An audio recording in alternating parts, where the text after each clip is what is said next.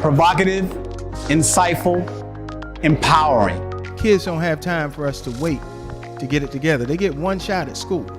Next year might be too late. If you're a teacher, be courageous. If you're a school board member, be courageous. Because you know who the most courageous people in the school system? The children. And are you going to stay true to who you are and what they've hired you to do? The moment you think you have arrived and you don't need to do anything else, you are now falling behind, and it's time to pick the pace up. The executive session is all about building leadership within you. Regardless of whether you're an educator, you are a minister, a government official, or CEO of a corporation. The executive session is the session for you. Check us out and help us help you grow so that you too can help others. Welcome to another exciting episode of the executive session, where we have real conversation. Not worrying about offending anyone or hurting anyone's feelings. We're trying to get into coming up with some out-of-the-box solutions, thinking about how we can improve not only as individuals, but also as a community. With me, I have the esteemed panel of leaders, Dr. Aaron Bishop, Dr. Sean Foster, Dr. Gregory McCord, and Dr. Baron Davis. Today, we're going to be having some conversations around the need to pursue four-year college. And there's been lots of dialogue as of late as to whether this should be an expectation that we have for all students. As school leaders, should we be preparing all young men and women to enter four-year institutions? Understanding, before I even ask that question, that there will always be a segment of jobs that doesn't require a four-year degree. I mean, so we understand that's going to always exist, and we always going to need heating and air technicians. We're always going to need people to frame houses. We're always going to need plumbers, and we're always going to need auto mechanics. So it poses a very interesting question. What should we be pushing as the educational institution? And I'm going to start off with my good friend, Dr. Baron Davis. I know he has spoken on this issue a few times. Kind of tell me your thoughts on rather four-year college is something that should be the expectation of all students, man. Yeah, I appreciate that, JR. I don't think so. It's a mixed bag, but I think it'll make sense. I believe as educational leaders or just as parents in general, I believe that we should have our students prepared for the highest possibilities that are out there. So, and that being from an educational standpoint, being achieving a college degree should be the highest expectation of preparation. However, I think you lead and you guide the child to make the decision that's best for them. So, because I worry that if that's not the expectation, then there will be segments and populations of students where people would not prepare them because they've now made the determination that I no longer have the obligation or responsibility to prepare you for the highest possibility, for the best case possibility.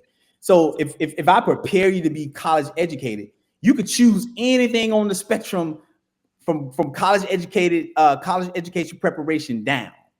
And let me encourage you to pick whatever that may be: 2-year, start your own business, going into the workforce, taking a gap year, going into the military. Let me do that. But if I only prepare you up to graduating from high school, I've now cut off the possibility of doing that. And 2, 3 years, 4 years later in that child's life, from 18, now they're 22, and they now decide they want to go to college, but I didn't prepare them to go to college as their leader, as their teacher, as their administrator, whatever. Now that child has a huge gap in preparation to be able to do that. So yes, my thought is the idea is to prepare them for the best case scenario, the highest possibility, and then let them choose what they want, what it is they want to do. So now they have more options and choices at their disposal as a high school graduate.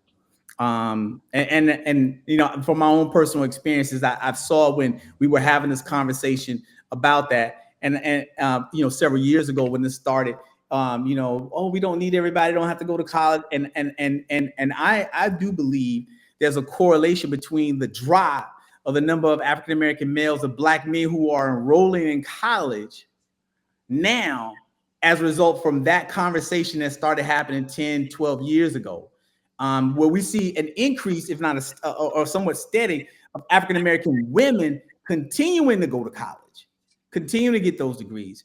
I also saw during the economic downturn that we had, that when people were laid off and they were losing jobs because of the economic downturn, when companies start hiring people back, the first people they went for was college educated folk to fill those lower level positions. So there's an impact on when those types of things happen in the economy as well. And so it seems like for me that the only population of people who've kind of accepted that premise that everybody don't need to go to college has been Black men. The only demographic that seems to have accepted, based on the number of enrollment in colleges and universities nationwide, we are trending downward. Some have held steady and some have increased. We are trending downward. And I think we have internalized that message a little too much from my perspective. That's an interesting point. Bishop, did you want to add to that? I know you have some thoughts, and I'm gonna share, I guess, a counter position to what Baron said. But Brother Bishop, did you want to share anything relative to your thoughts on college as an expectation for all of our young scholars? I remember working in what they now has regarded as the for-profit sector for education. And what made them so successful is that they were fast tracking the 4-year, institutions, right, for profit. And I remember them saying you can get a 4-year degree in 2.5 years. I was like, what? Does that really make sense, right? And when we asked the question, should we really be encouraging as educators students to go through a 4-year track? The question is, can the workforce wait for a 4-year degree? I would believe that we have so many different pathways now, whether you go towards the military, you go into the workforce, or either go towards the college. We got to look at the data and believe that there are a lot of great opportunities that's coming straight from your CAPE programs. I'm reminded of a student who struggled to just complete the K-12 process, and college was not for him. But he found his purpose in diesel mechanics, right? And this kid walked out of high school making $55,000 a year. Man, college is at the rate of about $55,000 a year. So here's a guy who's going to make the salary that he would have to pay in tuition. So my definitive answer would be, I don't think it's about what Baron has said, which is the highest level of education, but the highest level of being a lifelong learner. Whether you follow the purpose of, I want to, have my own business and go into the workforce and have a mechanic shop, or maybe you become one of the greatest members of our American military. Many of those people go straight to the military and they get reimbursement to go towards the education. So therefore, the value of education don't come with a loan or a deficit. So that's my position. Before I bring Sean and Greg into this, Baron, what I'll say is I don't necessarily take exception to your position that we should prepare all young people for 4-year college. But I think what has happened over time is we have devalued the trades or other occupations that don't require 4-year college. And so we have begun to look at the person who goes to 4-year college as somehow more successful than the person who goes to a 2-year school, more successful than the person who does the apprenticeship program. And I think as a result of that, now parents, even though they may have children who they know are not academically inclined or who do not like school, still shy away from pursuing those options. I can recall when I was a principal at Central High School, and this was in the midst of the booming construction industry, and I was trying to start a brick masonry program. We didn't have brick masonry at the time. And I told parents, I said, now, for kids who like to work with their hands, don't mind being outside, and can make a steady income, and take care of a family, this would be a very viable option. Well, the brick masonry class didn't make. We never had brick masonry at Central High School because all the parents said to me, well, JR, my child ain't gonna lay bricks. My child is gonna go to college.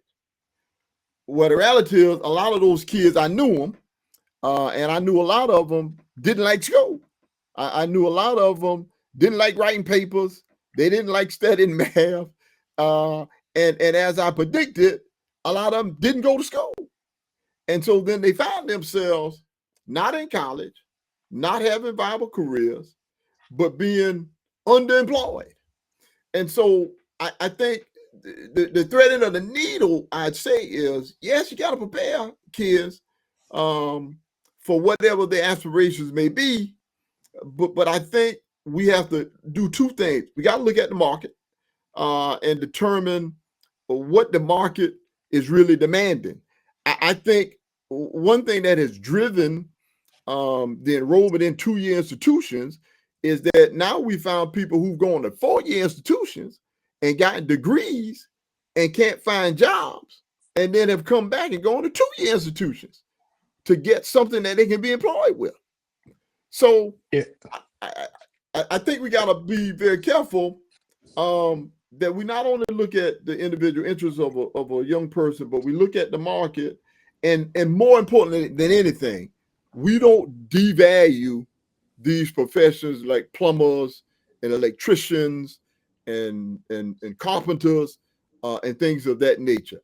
I've always said that those people are just as successful as the person who earned a bachelor's degree. Now, Greg, you wanted to...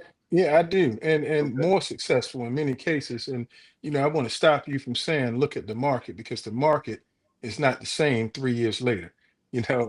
People are creating markets. I think what Baron was saying is we need to prepare kids to be college and career ready so that when that time comes, when they exit, free public education or whatever school they choose, they're ready to either go to college or they're ready to start their career path. And that career path might be a 2-year school. It might be straight into the workforce.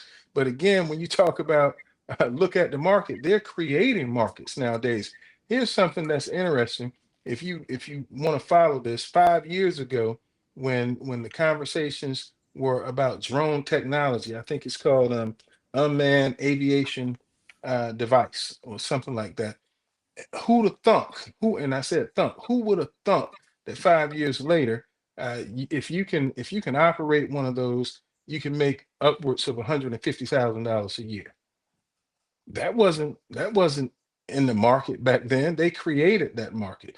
But a kid that's been prepared to lead and pursue whatever route they want to is going to be more successful. I didn't know much about the military. I like to see us talk more about military in schools, not just take the ASVAB. If you make a certain score, somebody may come and talk to you and make it attractive. There's a lot that goes on with the military and the benefits associated with the military. Now, again, some people might say that's not for my kid because they think about the things that might possibly happen. The child may go off to war, he or she may be killed. Those are hard things to think about, but a life and a career in the military is turning out to be a great thing. I know, and I'm sure you do as well, plenty of people that have retired at 38 and 39 years old and start another career. And now not only are they starting another career, they go to school. but they were prepared earlier to be college and career ready. So when they do go to school now, Jr., they're ready to go to school. The mindset is different. They don't mind reading. They don't mind writing. They don't mind doing math, and they have a little bit of money, and they have a retirement and pension. I think we do a disservice, and I agree with Barron on this. I think we do a disservice when we only focus on one thing. I think being college and career ready says that we're preparing our kids to leave out of our schools ready to figure out which way they want to go, not looking at a market, but being prepared to create a market if need be. Provocative, insightful, empowering. Kids don't have time for us to wait to get it together. They get one shot at school. Next year might be too late. If you're a teacher, be courageous. If you're a school board member, be courageous. Because you know who the most courageous people in the school system? The children. And are you going to stay true to who you are and what they've hired you to do? The moment you think you have arrived and you don't need to do anything else, you are now falling behind, and it's time to pick the pace up. The executive session is all about building leadership within you. Regardless of whether you're an educator, you are a minister, a government official, or CEO of a corporation. The executive session is the session for you. Check us out and help us help you grow so that you too can help others.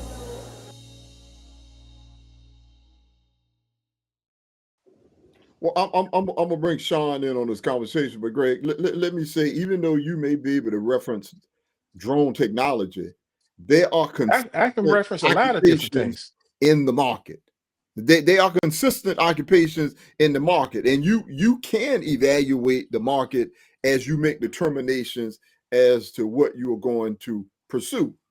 Secondly, people are creating markets. Well, I'm not saying people aren't creating market. There will always be consistent opportunities in the market. I'm not going to debate whether people create some markets. The other thing I'll say is this: at some point in time, even for a kid who is in high school, they begin to make a focus one way or the other. If my daughter wants to go to Clemson University, she understands I'm gonna need to get 3 foreign languages. I'm probably gonna need to get calculus. I'm gonna need to get at least chemistry, physics. These are the things that I'm gonna need to take to prepare myself to go to Clemson University.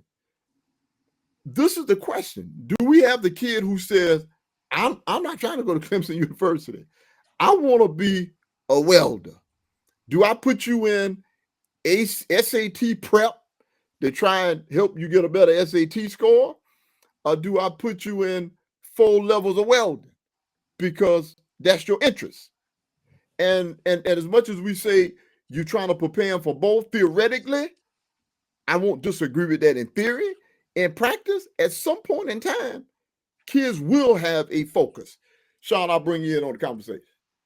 Well, I think everybody has some validity at some point. So I have an individual philosophy that I try to expand in my school district. And I say this to everyone: all I believe in is higher education. I don't believe in anything else. I say that every single day. And so most of the time people will respond and say, well, everybody ain't going to college. And my response to them is, that's not what I said. I said, all I believe in is higher education. Seemingly to what Barron said, whether you choose to spell higher education Higher, or you choose to spell higher education HIRE, regardless of how you define that, That's pretty good. That job is going to require a level of education. So the discussion that we hadn't had was credentials. At some point, to be a you have to have a certification or credential to do even some of those jobs.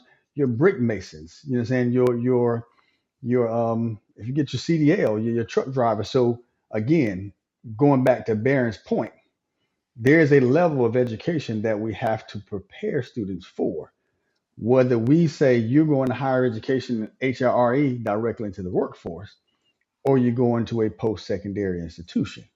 So I believe the reality of it is, regardless of what path you choose, there is a level of education that they're going to be required to have, whether it's maintaining that certification or that credential or that 4 year or terminal degree for some of those careers. So I think everyone kind of agreed seemingly the same thing, because at the end of the day, even to get that credential, that certification requires a level of education so that you can walk into an employer's office and say, I have the knowledge and skills that you can use to hire me, and that I can utilize that to create a living for myself. So that's my philosophy. Higher education is all there is. How you choose to define it is solely up to you. Hey, I just want to say, Sean, that was a good play on word. And I know at some point in your life, you probably misspelled higher that way, because I I remember did another, I because I'm remember not that another smart. show we had where you said you made 475 on the SAT. So you just It was it showed was it us. was it was a 705. Now you're gonna give me all my points. You're gonna give me I all my like points. that It one. was a That 705. I'm not gonna lie. That I like that one. Higher or higher. I like that. Well, an interesting point you made, Sean.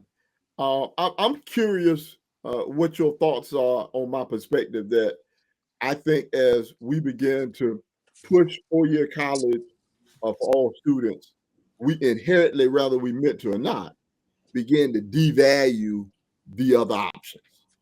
No. I don't believe in. I'm not saying you push 4 year institutions. You No, know, no, no, no.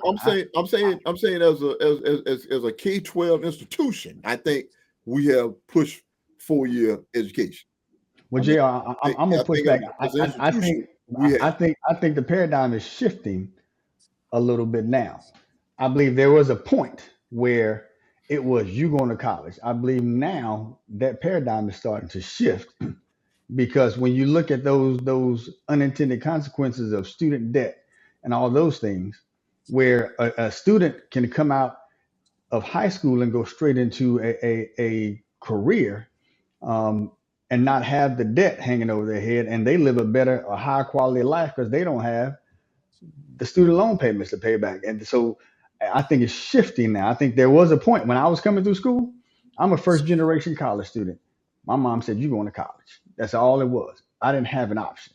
But I seemingly see families shifting, because of the other dynamics. Some of it, I believe, is true, with Barron, where we may push some kids to college that don't need to go to college. I believe that happens. But I also see some students who are better with their hands, and they know what they want to do. But I believe the creation of credentials, certifications, and the expansion of CTE programs have allowed a more solid foundation to say we're just not pushing you off, that you Hey, have to get JR, something that validates that.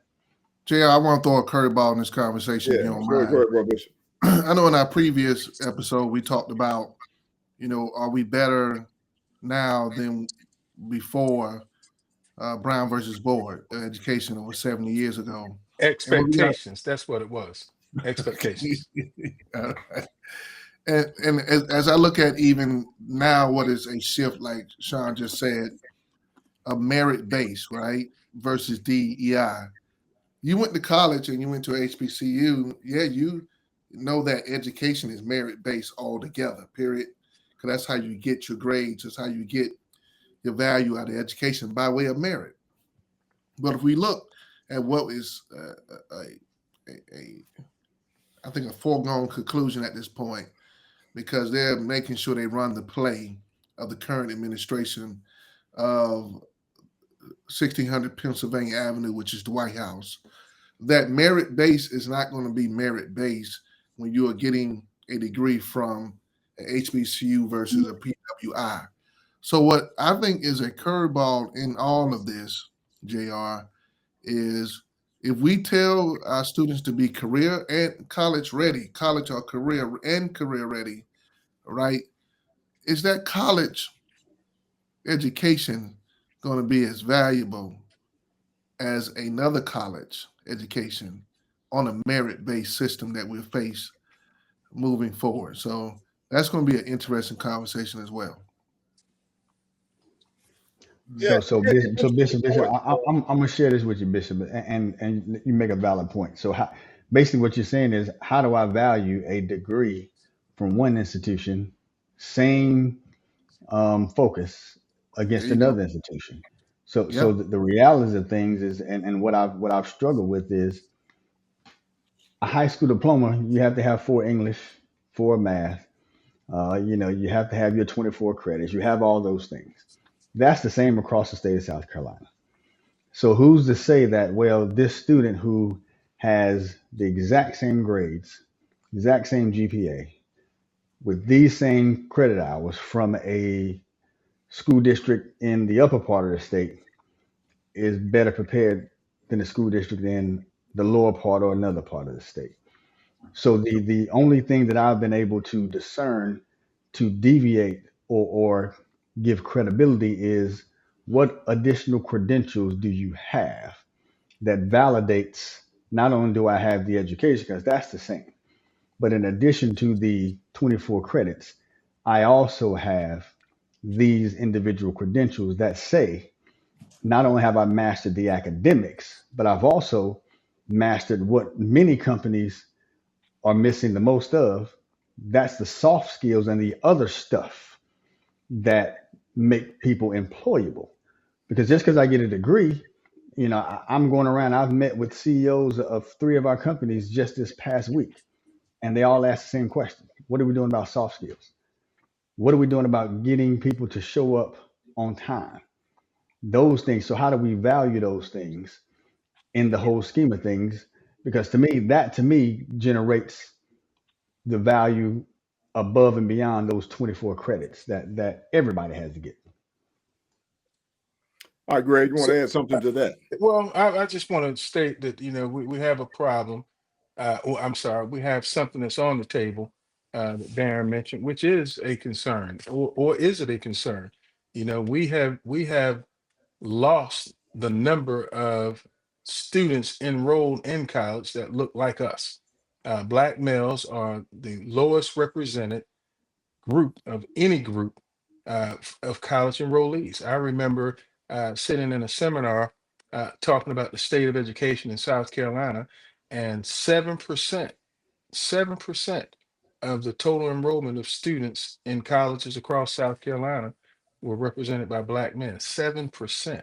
So here comes the question: what is it that we need to do, or is it something that we need to do to get more young Black men to value a college degree? Is there something, because Black women are continuing to enroll, and every other group, by the way, as Barron said earlier, is continuing to either hold steady or increase their numbers in terms of representation for college. Black men, however, are seeing a reversal in trend. So is it that we have devalued the college education, or should we place another focus or emphasis on the value of a college education, or should we promote other avenues?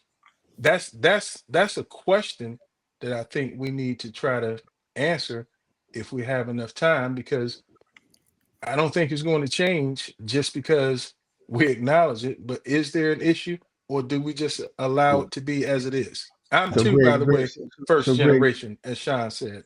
so Greg, there's one other data point I think you have to consider in that whole thought process, and I don't know the data point. If there's a decrease in Black men entering college, which I know is the case, is there a data point that we are familiar with? Has the average earnings of Black men increased? Because that right there could say, well, if the earning potential has increased for Black men, that means that maybe they are taking advantage, going directly into the workforce, into those careers where they're having certifications or credentials. So they're actually preparing and having a higher quality of life financially. Provocative, insightful, empowering. Kids don't have time for us to wait to get it together. They get one shot at school. Next year might be too late. Because if you're a teacher, be courageous. If you're a school board member, be courageous. Because you know who the most courageous people in the school system? The children.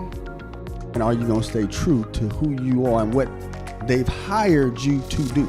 The moment you think you have arrived and you don't need to do anything else, you are now falling behind, and it's time to pick the pace up.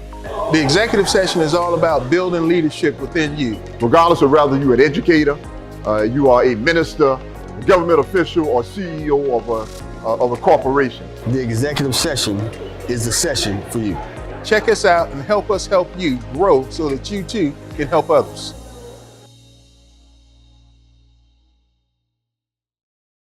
So I believe that there's a 2-point data point that we have to consider. Now, if the earnings are lower and the college interest rate is lower, then I think you have a The bigger earnings issue. are definitely lower. I don't even have to research that.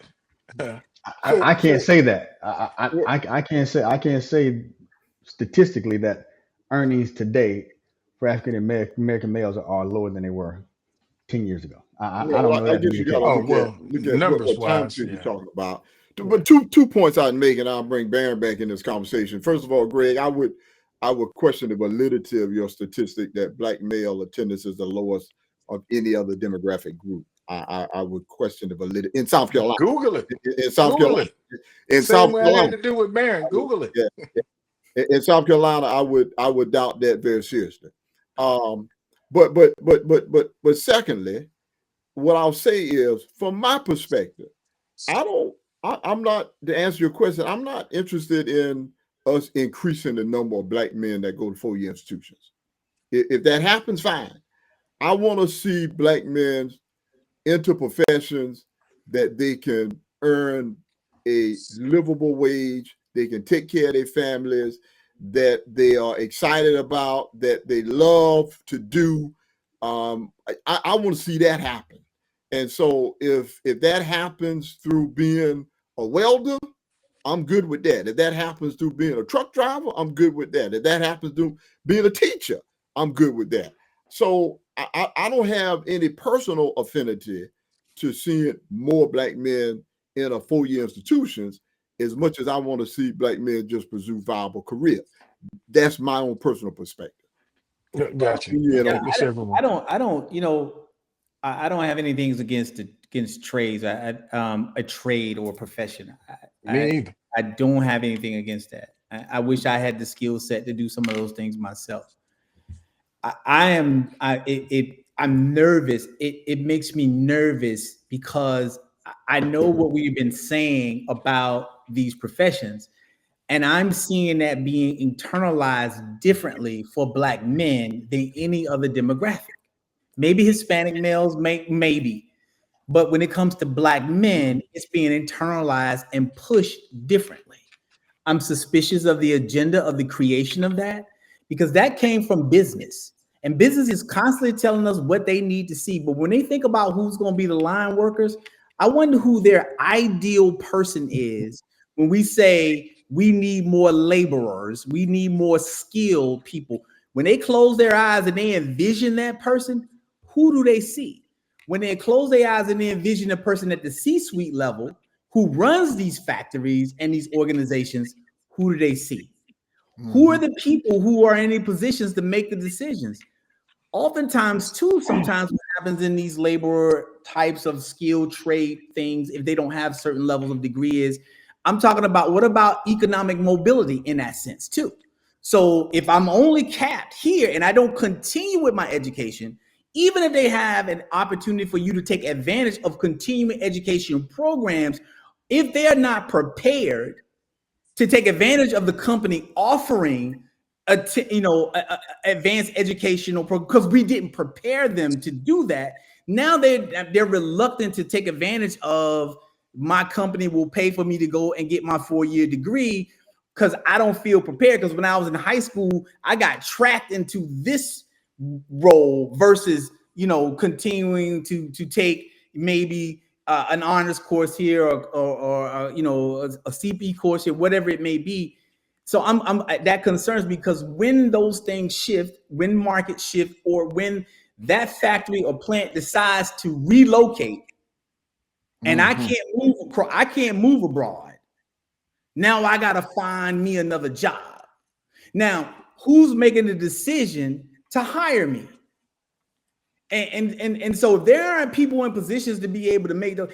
And so I'm just saying I'm not against those roles, those positions. We need more truck drivers. We need those things, but we also are now moving into a part of our technological advanced society. We're going to see the replacement of humans with more artificial intelligence to be able to do some of those various things that we're saying we're going to push individuals. So there is many people in the automotive factories as they used to be back in the day in Ford and GM's heyday, right? There are more machines in that factory. We've all probably visited the BMW plant in Spartanburg. We see the more machines that are in more machines. We see autonomous trucks now that can go where they needed to go, get the inventory, and now autonomously drive that truck across country or wherever it may be. We're seeing those things. Man, I'm out here in San Diego right now, and they got autonomous cars that will pick you up like an Uber, right? I checked into a hotel a couple visits ago out here in San Francisco, and there's nobody at the front desk to check you in. It's all autonomous. You come in, you scan your face, you put in your information, and the door opens automatically for you to go to your room, and you put in another code, and then you walk into that room. There's nobody to greet you at the door anymore. So we have to start thinking about. So I'm not saying I'm against those things. I'm just saying I want to be able to put a child in a position, and what I'm really afraid of is how that's internalized down the chain for individuals who are educating those students, right? I don't want a teacher looking at a kid, and I notice how I don't want to educate a teacher looking at a kid, okay, he's college bound, she is military, she's workforce. I gave this example a couple years ago, Jared, where I had a teacher who differentiated the instruction based on the child's track that they said they were going to take. So it was a paper. And if the kid said he was going to college, his paper was 12 pages. If the kid said he was going in the military, his paper was 10 pages. And if the kid said they were going to the workforce, the paper was 8 pages. This is a real true example. You only have to do an 8-page paper. And you only need, and I had to no, we can't, we cannot start doing that. And I was getting ready to say, what did you do about that? Just out of curiosity. I addressed it immediately. Okay. I don't hold my tongue for folks. I just wanted to be sure. Okay. Hey, and JR, jobs are getting ready to be plentiful, JR. You know, the economy is about to turn. We got these tariffs out, and companies are going to be rushing to get back to America. This job situation is about to change. JR, I know you're about to close. I just want to say this one thing. Saw it somewhere quoted that our parents or a generation before us, they worked their job for 40 years and then they retired. This current generation has worked 40 jobs in 1 year. And then they said the generation behind us is asking us, why do you want a job? Why do we have jobs? Right? Because they're creating those different industries now where they're building their own pipeline towards success. So I think we done lost JR. The expectations have changed. Close us out again, JR. Blow the whistle, man. Blow the whistle. Yeah, I'm about to blow the whistle. Let me just respond to a couple of things. I'm gonna close us out. Baron, I wholeheartedly agree with you in that I push young people to have skills, not jobs, because the skill is transferable. Jobs come and go. If you work at BMW and you just know how to work on the BMW line, that job can end. But if you're a heating and air technician, even if the company you're working for closes, you can always take that skill someplace. So I'm all about skills. The other thing I'll say is I think there's absolutely some truth to the fact that technology is going to displace jobs. But in many instances, it'll be displacing 4-year jobs. I just read that AI, and one of my daughters is a software engineer, and they're scared to think about what AI may mean for her future career. Do you need people to do the kinds of things that people like her have been doing successfully? And I'll probably say this technology might make the guy who's the heating and air technician more safe than my daughter, who ended up going to Clemson University. Yeah. It might be much easier to use AI to replace her than it is to get somebody to come and work on my heating and air unit. But all of those are Or a good plumber. I mean, I got a real story for you. A couple of weeks ago, we had a pipe freeze outside in the pool, and water's everywhere. A guy came over. He was probably 23 years old. He spent every bit of 15 minutes correcting this issue. I thought it was a 15-minute job. I said, oh, thank goodness he was able to get the water off. It had been running for about 5 or 6 hours, and it was late at night. 15 minutes cost me $250. Is he working for himself or is he working for somebody else? Working for himself. Because that's himself. the difference. I mean, that's one of the differences. And he looked like us. I was Yeah, proud to give him that money. That's one of the differences. Whether But I he's was working proud for to give him that money. So Greg, you got a pool. I'm just checking. I didn't know if you gonna pick trash up where you came from. I was just checking. Maybe but it was Greg, Pool came with the house. but Greg, that's the point I was making, is that it is much harder to displace that plumber than it is that Yes. programmer. I Yes. mean, it's hard to displace that plumber because somebody got to actually lay hands on that pipe. Yeah, and look, me and my wife both have terminal degrees, and we couldn't do anything with that water. That boy spent 15 minutes, and he clip, put something on, bam, done. He'll always make money. He'll always make money. I Well, can be folks, look fired here, at any minute.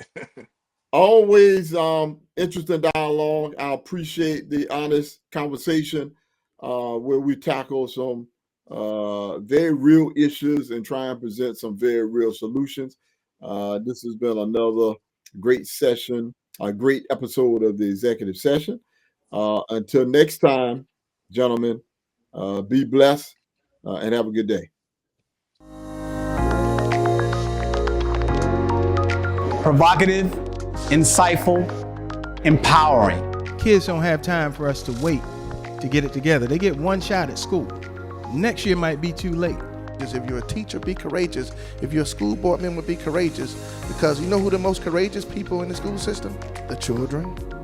And are you going to stay true to who you are and what they've hired you to do? The moment you think you have arrived and you don't need to do anything else, you are now falling behind, and it's time to pick the pace up. The executive session is all about building leadership within you. Regardless of whether you're an educator, you are a minister, a government official, or CEO of a corporation. The executive session is the session for you. Check us out and help us help you grow so that you too can help others.